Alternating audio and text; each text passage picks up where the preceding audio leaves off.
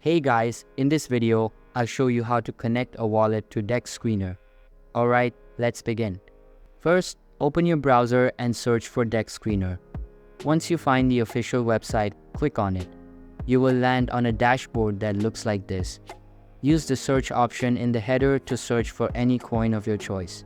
To connect your Phantom wallet, click on the Explore button located at the upper right corner of the screen.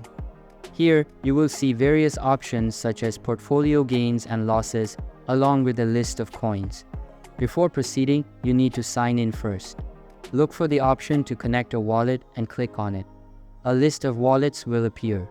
Among these options, you will find Phantom Wallet, which will only show once you are signed in. Click on Phantom Wallet and follow the prompts to connect it to Dex Screener. Once connected, you will be able to track your coins and access all the platform's features seamlessly.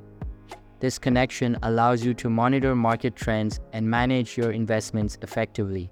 So that's basically how you can connect a wallet to Dex Screener. And that's it for this video. If you find this helpful, consider subscribing and giving this a big thumbs up. Thanks.